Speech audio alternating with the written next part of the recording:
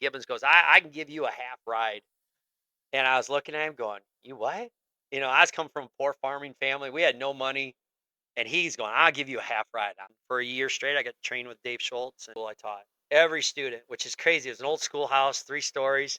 I was a head wrestling coach, assistant football coach, head 7th grade football, assistant 8th grade football, head girls 7th grade track, assistant boys track, and I drove bus. Welcome to the Coach's Corner, powered by Clash of Combat. I'm Ben. I'm Kasey.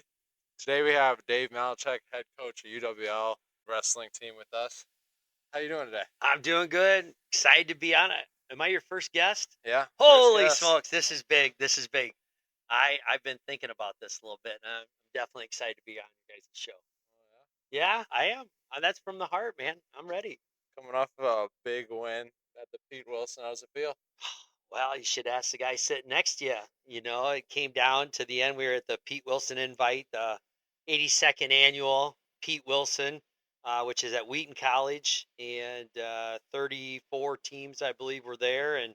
And your cameraman, Mr. Schutte, got 4th place, did a great job coming in there. And then the guy sitting next to you, the Whopper himself, I'm going to put that on his singlet, the Whopper himself, comes in, doesn't just place. He comes in and dominates and made everybody look like chicken nuggets. He was the Whopper, and we got the fall in the finals. We end up winning the team title because of that. Shooty scored points. Kasey scored. Dude, it was awesome. It was awesome. I was like, man. One guy came up to me and said, "Who's your 97-pounder?" I said, "That's all ours. That's Kasey Gish." I said some swear words in there. Kasey blank beep Gish, but it was really good. That was awesome to watch back at home. Good, yeah. Great job. I'm glad you're watching. Oh, yeah. So bringing it way back. Oh my goodness. Osage, Iowa. Yep. What's your Osage. fondest memory from Osage, Well, Iowa? Osage, Iowa is just a town of 3,500 people just south of like Rochester, Minnesota. It's just over the Iowa, right past the Minnesota border for people that don't know. And man, it is wrestling. That's all there is, you guys. You guys got to understand that there's nothing else in that town but wrestling. And so my parents, luckily, moved there, bought a farm, and they're from Pocahontas, Iowa. No, seriously, that's the name of the town, Pocahontas. We went through it when we were out. Anyway, Pocahontas, Iowa. They bought this farm, decided to come, and I was born in Osage, and I have 2 older brothers and an older sister. My 2 older brothers wrestled, and fortunately, they started hanging around guys that wrestled. Well, in our school, everybody wrestled, so like you were always hanging around wrestlers. But in that school, our football coaches are in the Hall of Fame. Our junior high wrestling coaches are in the Hall of Fame, and our high school coach was in the Hall of Fame. We've had Olympic gold medalists. We've had NCAA champs, Division 1, 2, and 3, all from my high school. We've had NAIA champs. We've had team titles. Man, dude, we've had guys in the Olympics. I mean, you name it.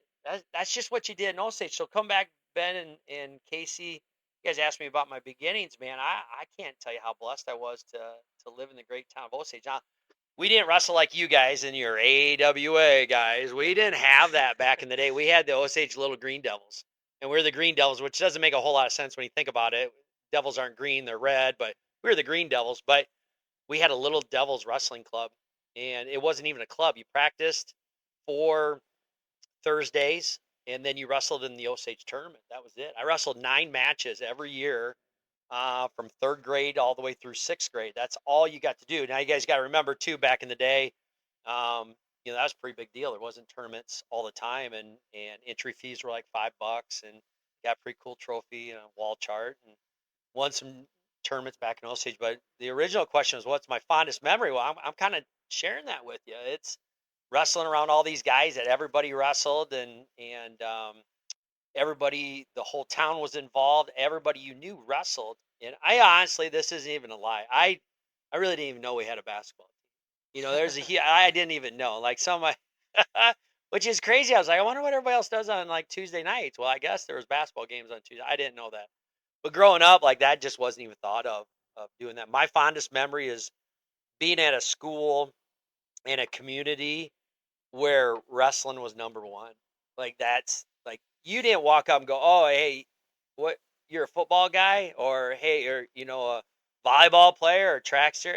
Hell, I had a classmate that went on and she won 4 state titles in track and field, then went and ran at Stanford and went to the NCAA championships in the 400, then was also in the Olympic trials. I didn't even really know we had a track program. Isn't that terrible? But because your whole life and everything was surrounded by the Green Devils of Osage wrestling. I tell you this, every time we go somewhere, and I've traveled with you guys all over the place, and people ask where you're from, and I'll say La Crosse, Wisconsin. Like, oh, okay, yeah, this, that, and that. Maybe they'll mention Joe Gow now that we know. Can I say that on your podcast? Yeah. Okay. But when you said Osage, they're like, oh, that wrestling town, so and so and so. Dude, everywhere I go in the United States, somebody knows Osage, Iowa. And my fondest memory is just being a part of that, being a really small part of it. So that's a long answer to your question, but I got to it. That's one of my fondest memories. So, and after you left there, what made you choose Northern Iowa? I that's a great question because Casey, being in the business now of recruiting and being in the business of trying to influence young men to join us here, as I really forced you three to come to UW La Crosse. Like I had some opportunities, had a decent high school career, had some opportunities to go some other places, and you talk about family. Family is really important to me. You guys know that. And I had a older sister that was just graduated from Northern Iowa, who I'd went and visited quite a few times, and Cedar Falls was only like an hour away. I then had an All-American brother that wrestled at older brother that wrestled at Nebraska, and had some opportunities to go there. Another brother played college football, and he was at Iowa State, and so those were my top three schools. And because I'd been there, there was familiarity. I had family there. I was like, okay, and it just really came down to the guys on the team. It came down to coaches. It came down to I wanted to be a teacher, and they had the best education. I just felt like there was just something about like I'd visited Nebraska numerous times because my brother was there, and visited Iowa State numerous times, and I'll tell you a quick story about Iowa State because I don't know who's going to watch this podcast, but Jim Gibbons does Big Ten Network, and Shane Sparks is his buddy, and he's all about it. And every time I see Coach Gibbons was the coach then. You guys got to think about this. I don't know if you know your history of wrestling, but Iowa was going for 10 in a row, and Iowa State beat them to win that national title in 1988. And so Iowa State was the hottest thing in the land. Man, they had won national championship. So I was going there to visit. I'd won a couple state titles, placed 3 times at Fargo or at Junior Nationals, it was called back then. And I was at Iowa State, and I walk into Gibbons' office feeling pretty good about myself. And Gibbons goes, I can give you a half ride. And I was looking at him going, you what? I was coming from a poor farming family. We had no money. And he's going, I'll give you a half ride. And I was like, dude, seriously? I sound like Mason Kaufman. Dude, really? And he said, yeah. He goes, I got a guy I think that can beat you at 177. I got another guy your age, I think can beat you at 190. I was so pissed. I was like, yeah, all right, thanks, man. I already knew on the drive home. I was like, I ain't going. I'm gonna beat those guys. Well, the irony of all this, he was right. He had a better guy than me at 177. And the guy at 190, we wrestled 12 times, and I only beat him 5 times. He beat me 7 times. So he was right. I just didn't like hearing it. And now I see Gibbons quite often, and he still calls me my brother's name, Joe. So every time I see him, he goes, hey, Joe, how are you? So I always don't even bother to correct him anymore. I say, hey, I'm good. How are you? So I chose Northern Iowa, coaches, teammates, area, and I don't regret that at all, man. I had an amazing career, and I always think about you guys when you graduate. You go back, would you do it all over again, right? And the relationships I built, and the people I had around me, and some great mentors with Don Briggs and Joel Greenlee, and the list goes on and on. But I was pretty fortunate to go north. I still smile when I think about hell. Even this weekend, this coming Sunday, I don't know where you're gonna air this, but Sunday, February 4th, I'm going back to Northern Iowa. It's Alumni Day, so I can't wait to see some of those guys, and I gotta make sure I get some push-ups in before we leave, and get that medium T-shirt out and try to look good. Next question. What do you got for me? So, going back to when you were an athlete, Oh, geez. what's your craziest story from being an athlete? Well, I have a lot of stories about when I was an athlete, but man, I don't know how much time we got either. But isn't that crazy? It was 30 some years ago. Gee, Christ, yeah, 1994. That's 30 years ago. And we're 2024. Whoa. Think about that. You guys weren't even born yet. Anyway, greatest memory. I'll tell you one of the craziest ones is I won in I don't know how many overtimes it was back then in the finals of our national qualifier to go as a freshman. That guy had beat me. I went into the qualifier. There was 9 schools. I was the 4th seed. I'd been beat by 3 other guys. I was the 4th. They weren't thinking about me going to the national meet. Semifinals, I upset a guy that beat me during the year, and then finals, I won. Like I didn't even know I won. I was like walking off the mat, like I just got beat. My coach like, you won. I was like, oh hey, I won. Qualified for the NCAAs then, but I freshman year, I tell a story because Mason Kaufman is from Northern Illinois. We're wrestling Northern Illinois, and I get beat, and we win the duel like 49-3. I'm the only one that loses, and I was so mad after the match. I go to the gym. I'm so mad, embarrassed. I'm the only one that's lost. I'm a 190-pounder freshman. Everybody else killed them. I go and I kick the door. I kick the door and go outside. Pulled my singlet down. I had my wrestling shoes on, my knee pads, singlet pulled down, headgear I threw. So stupid, so childish. Don't you guys ever do that? I'd lose it on you 3. Anyway, I go out. It's snowing. It's like 10 below. It's snowing, and I turn around to go back in. The door's locked. You can't get in. Bang on the door. Bang, bang, bang, bang, bang. Nobody lets me in. Not my team. Not my coaches. Nobody. Bang, bang, bang, bang. They won't let me in. So I had to eat a low crow or suck it up. And walked all the way around outside the gym, back into where they were taking the gate money and admissions, and walk in front of the whole crowd, freezing, just a singlet, wrestling shoes on. I was so embarrassed. I was so embarrassed. Never did it again. Never did it again. Um, I I lost a duel in the national duels in the semifinals to Nebraska. I was going for the major, and I shot a double with my elbows out. The guy lat drops me and pins me, and I didn't even fight off my back. I think I was in such shock. I'm still feeling it right now. All I had to do was dig my heels in, and I just laid there and got pinned.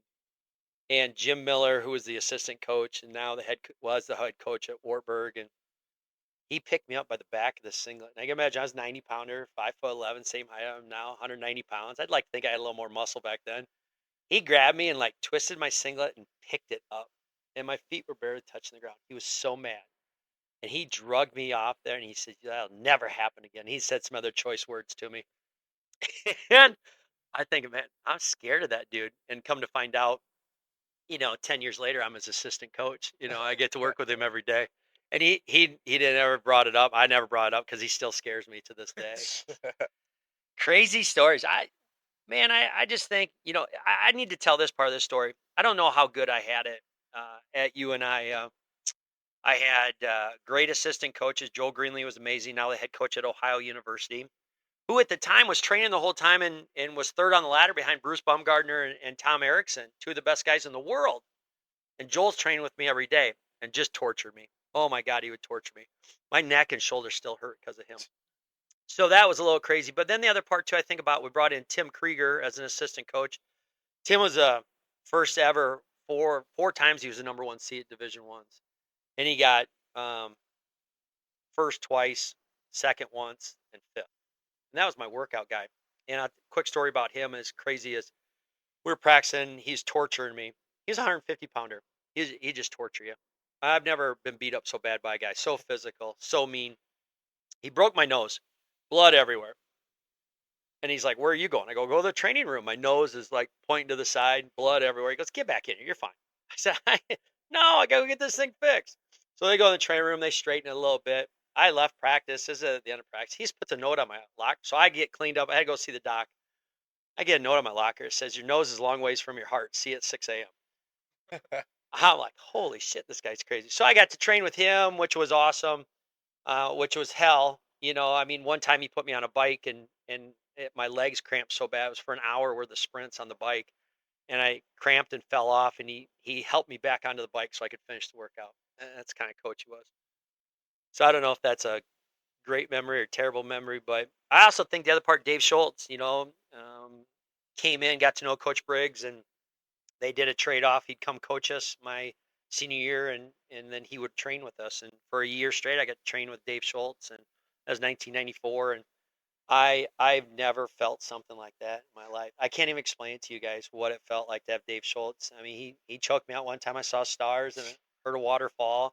He made me wrestle out in front of West Gym with no shirts on. If you ever see a picture of Dave, he was all hair. It was gross, but he made us take our shirts off. I don't know why, but we wrestled in the summer out on the yard.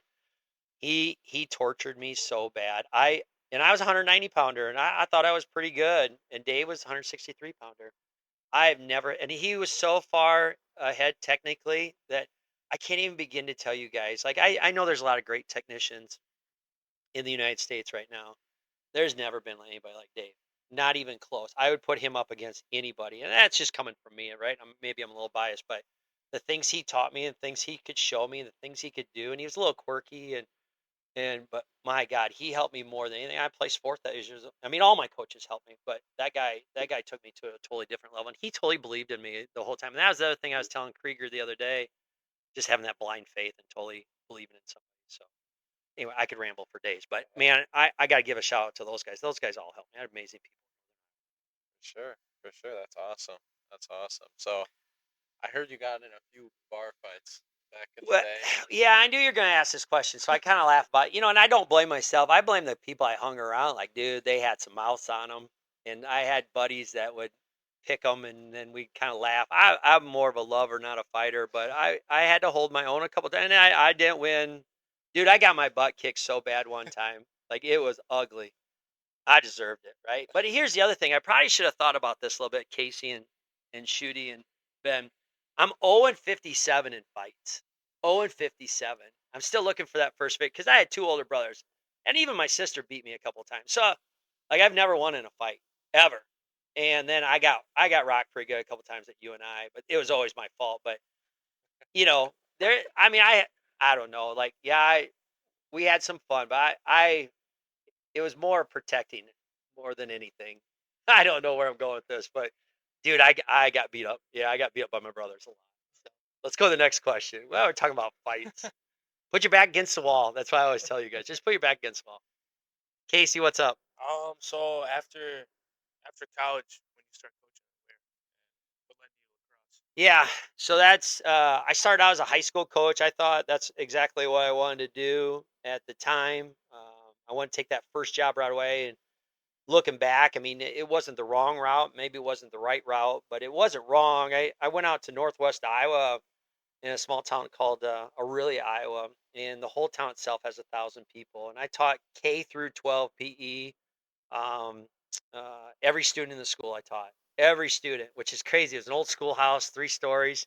I was a head wrestling coach, assistant football coach, head seventh grade football, assistant eighth grade football, head girls seventh grade track, assistant boys track, and I drove bus. I mean, dude, I did it all. And I was there 2 years, and that's where I started. But actually, that's where I got started. Division III, a legendary coach named Al Baxter was at Storm Lake, Iowa, where we wrestled the BV Open. That coach asked me to come over and work out with some of his guys at night. So I do a high school practice 3:30 to 5:30. Then at 6 o'clock, I drive over to Storm Lake and wrestle a guy by the name of Jay Huff, and Jay was a national champ for us at BV when I was there. So I got an opportunity, got a taste of this D3 thing. I was like, man, that's pretty cool. I kind of dig it. These guys are coming in and wrestling at night and training really hard and a little higher level, and we weren't very good at Aurelia. So I spent 2 years there, and then went back to Cedar Rapids, Iowa, and got a high school or elementary job and a high school job at a Catholic school called Regis, which it turned into Xavier. Was there 6 years, enjoyed that. Had some family stuff happen where, my all within 10 days, my dad died, my uncle died 2 days later, my grandma died 5 days later. So had a really tough spell. I was engaged to a girl that broke it off, kind of down on the dumps a little bit. Had to kind of have a come to Jesus talk with myself and try to figure out what was best with me and ended up then getting a phone call. It's kind of funny how mysteriously things happen. But Coach Miller, who was my coach in college, who I talked about earlier, was the head coach at Wartburg, had won some national titles there, quite a few national titles. Said, hey, I want you to come and be my first ever Division III assistant wrestling coach. And I was like, all right, I'll think about it. It was closer to home, closer to my mom, and I was making 36,000 as a high school teacher and coach. I thought I was rich. Coach Miller goes, I'll pay you 20 grand. I was like, I'm in. Took a $16,000 pay cut, and best decision of my life. So ended up going to Wartburg for 6 years, and fortunate enough to be around some amazing coaches and some wrestlers. Not as cool as you guys, but some amazing guys, and actually met my wife there, who's in the Hall of Fame there for volleyball and basketball. Met a ton of great people, still lifelong friends there, and got educated by Coach Miller on how to run a program and how to be a CEO and how to challenge people and then man, been here 18 years. Lacrosse, this job opened up, and there's some other opportunities for me to go some other places. Got a couple other job offers, told them no, and this opened up, and Coach Miller always talked about go somewhere where you can win, and I knew he could win here. And amazing education, university is close enough to home still, and all the factors kind of came into play. And I'll tell you a real funny story about that is my wife said, "We'll go." My wife had a great job. We had triplets at the time, and we still do, but had triplets. There were three, and said, "I'll go, but there's a couple stipulations." I was like, "Oh boy." Says, "I'll go, but I get to be a stay-at-home mom." I'm like, "Cake, you bet. Let's do it." He goes, "The second one is though, you got to take dance lessons with." I'm like, "What?" So I almost didn't take this job because I don't dance. I don't want to dance. I mean, I'll dance if I have to, but I don't want to dance. Maybe I get a couple beers in me, then I'll do it. But I didn't want to do it. I was like, I ain't doing this, man. Kasey, I ain't doing it. And I was like, I really want that job. Really want that job. All right, I'll do it. So I had to shake on it.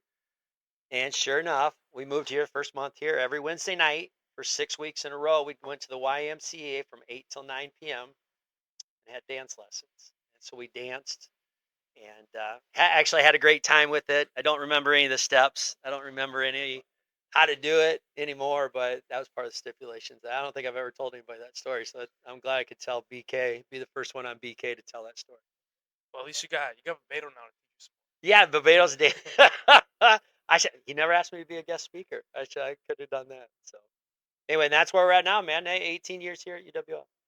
What are some of the highlights since you've been Some of the highlights here at UWL, man.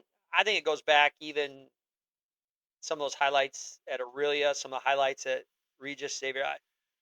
Aurelia, they wasn't a wrestling town that I grew up like in Osage. And we struggled a little bit. We won some great duels, had some great mentors. There's some young men on that team that I still stay in touch with, which is pretty cool. 30 years later, it's here up at Xavier, Regis, the Catholic school. They're 0-58 when I got there, and our first year we went 8-5. And then we won again. We went from 0 kids in the kids club. Within 6 years, we had 114 kids in it. We were going down there, and they built a brand new school, brand new wrestling room. It's called Xavier now. I was really proud of that. I was really proud to kind of get going. I had the first state champ and Mike Shedak, who then went on and wrestled at Northern Iowa as their heavyweight. Still good friends with him and a lot of those guys that wrestled for me at Xavier. And then highlights at Warburg, obviously the people I met and the opportunities to really learn from one of the best coaches. I think you're going to talk about Mount Rushmore, coaches on that. Coach Miller's one of those guys that just had blind faith in me and blind faith in these wrestlers, and just it made people believe in themselves and believe in it, they could do anything. And that's definitely a highlight. Seeing those guys, I got to personally work with some of the upper weights and even some of the lower weights. But man, there's some guys that won some national titles that had no right winning national titles, and they believed they could, and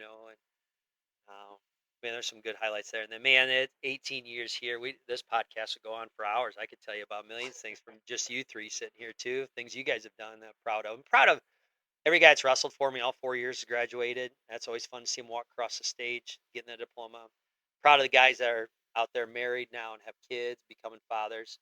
Proud of the guys that maybe were what I call knuckleheads in college that find you 5 years down the road, go, Coach, I just want to apologize for all that stuff I did. That's a proud moment. You guys would probably call me somewhere down the road, Coach, I'm really sorry. But because I had to do that to my coaches, I had to apologize, being a knucklehead. Um, Man, I think winning national duels in 2022, anytime you win a conference championship, anytime you bring home a trophy, NCAAs, but it's not about those, you guys. It's not about those wins. It's about those guys doing things they didn't think they could do. Making them believe that they could do anything they set their mind to. And I think seeing these guys that have gone before you all, and proud that they went to UWL. that's probably some of my highlights. I love this university. I love being here. I've had opportunities to leave, and I don't want to leave. I want to retire here, and I want to stay here and finish this and just make it better for the next guy. It's not about me. It's about the program. I'm probably more proud of that. If you think about where we started, and no one will know this on the podcast, but I'll tell them because you're gonna have so many followers. When I first took this job, it was 25% head wrestling coach, 25% fundraising for the rec department, 50% teaching. And I was competing against all these other coaches that were all full-time coaches. I had no assistant coach. So fast forward 18 years, I'm full-time coach. We got a full-time assistant. We got people involved in the program.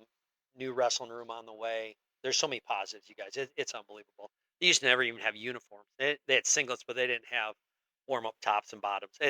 Anyway, we don't want to get into all that. But I'm really proud of here at UWL, hopefully moving the program forward into a spot. Whoever takes over next has got a lot easier than I had. So, man, there's so many guys. All the guys, man. I could tell you stories about so many of them that still get in touch, and you know the comments they make, and today send out stuff for NCAA championship tickets. Guys talking about fired up. It's just us fired up and go Eagles. And man, it's awesome. I love it because when you see that Eagle logo, hopefully that means something to them, and then I did my job. For sure. Yep. That's awesome. You had to narrow it down to one. What Well, is the best or your favorite moment from being an athlete and a coach? favorite memory. I mean, placing NCAA championships was pretty cool. I got fourth my senior year. I was at the tournament every year and didn't really put it together till the end. That was because of Briggs and Greenlee and Krieger and Miller and Dave Schultz and all of them, my teammates, believing in me.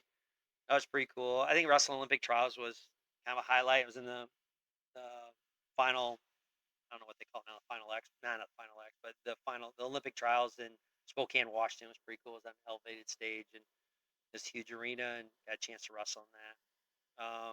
That's probably as an athlete, that's probably one of the cooler ones, I think. Yeah, that was pretty cool. And as a coach, geez, um, we came really close to winning in 2010. That seems so long ago, 14 years ago. We came really close to winning in 2010. We got second that year. And we were walking out with those guys and knew they'd give it their all. And to see them grab that trophy and do that, I thought that was pretty cool. That's probably right now. That's one of the highlights with more to come, right? Yeah, Okay. for sure. Okay. For sure. Okay. What's your biggest loss as an athlete and a coach? Oh, good. Quarterfinals. Isn't this so funny? All these. Okay, so probably quarterfinals, junior year NCAA championship, got beaten overtime. Stopped wrestling against Emilio Collins, great guy from Michigan State, who I'd beaten earlier in the year.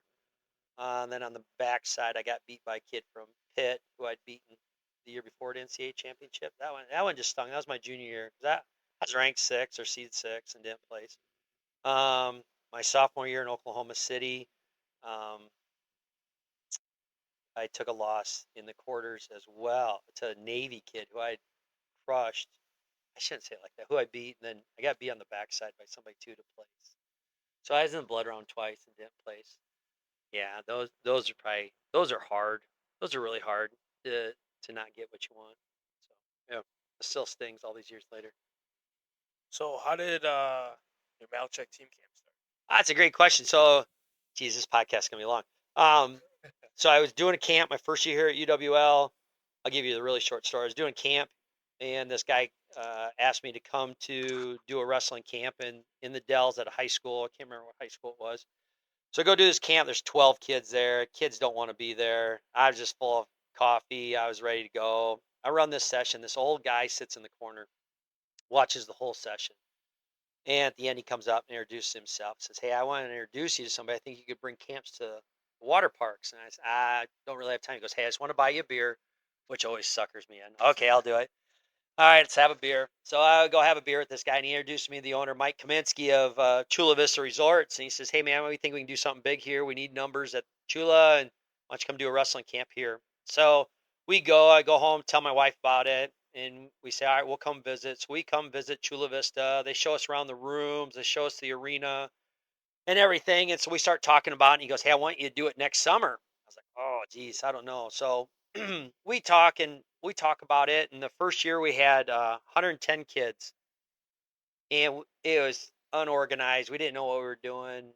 And we had run camps before. The technique parts were easy, but just dealing with the resort and the arena was difficult, and insurance and everything else. But we learned from all of our lessons. We asked a lot of questions of other people. We leaned on some people we trusted. We figured things out. We did a ton of research. And one of the best things you guys that I ever did was I got my wife involved. At the point, it was just me running the camp, and then I got my wife involved. So I'm a huge believer in that family time. And all of a sudden, now I'm running a camp during the summer when I'm usually home and around my wife and kids, and now I'm gone again.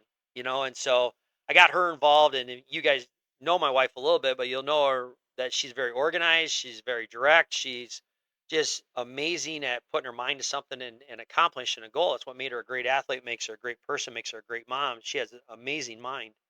And so she got involved with it. And over the time, she has really kind of come to her role with registration and organization. She does all that stuff.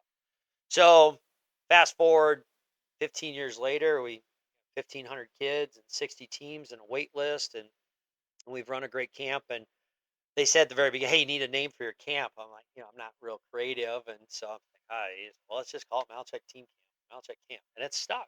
And so been pretty cool to go to high school tournaments, go to high school state tournaments, and see Malecek Team Camp, see our logo and all that. And it's been proud for myself and our family, and it's been great for my mom, who just thinks the world of it, thinks that's the coolest thing in the world. So yeah, that's kind of how it got started. Just a random some guy and a beer.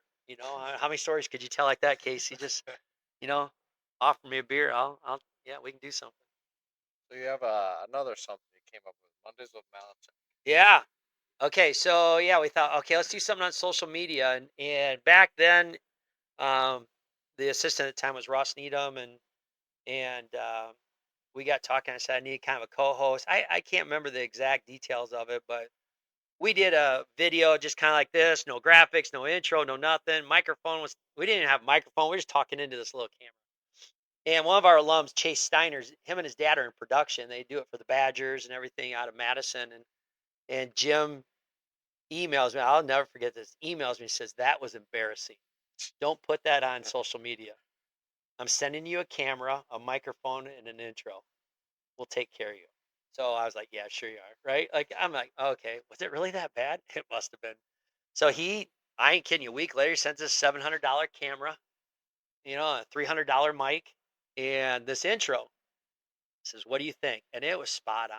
It's freaking spot on. You guys, I, I don't I don't ever look forward to doing. I don't want to do it, but like so many people, like, hey, I didn't see Mondays with Malecek this week. What's going? You everything okay? It's that consistency. Like I hope you guys do with this podcast, that you go out and you ask the don't. I shouldn't say what to do, what not to do. We just asked the. I wanted people to see a different side of me. I had one coach go, man, Malecek, you're always so serious. I'm like, dude, I'm the goofiest guy you ever met. And they're like, he had no idea, right? You guys know he had no idea.